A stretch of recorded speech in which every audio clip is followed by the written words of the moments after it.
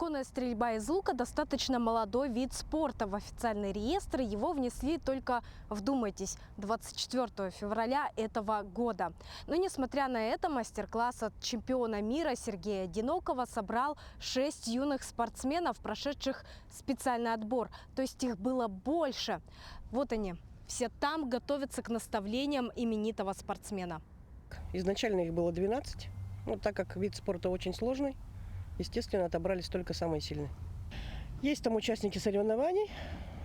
Один студент у нас принимал участие в первенстве России, выполнил высший международный любительский разряд С6.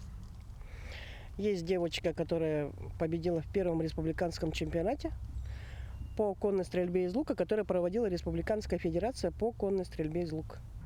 Интересное наблюдение. Большинство из привлеченных спортсменов – девушки. Кто-то уже имеет опыт успешных выступлений на соревнованиях, кто-то нет. Но у каждого есть потенциал для успешного дебюта. Ведь и сам Сергей Александрович в этот вид спорта пришел после 40 лет. Все равно конная подготовка в конной стрельбе из лука, она является основной и базовой. То есть из всадника сделать конного лучника намного проще, чем из лучника. Так же, как и из лыжника сделать биатлониста проще, чем из стрелка биатлониста. Поэтому нужно больше уделять внимание конной подготовке.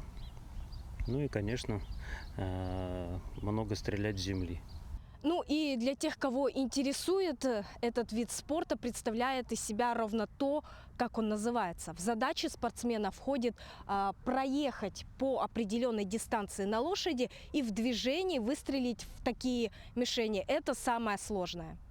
Сложнее будет попасть в цель, потому что ты едешь на лошади, а не стоишь на месте.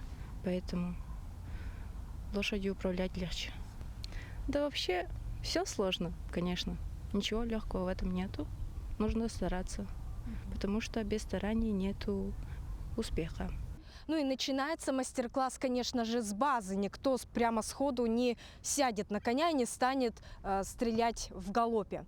Будем надеяться, что эта база поможет спортсменам в дальнейшем успешно выступить на соревнованиях. Кстати, ближайшие пройдут уже 10 мая прямо здесь, на ипподроме университета.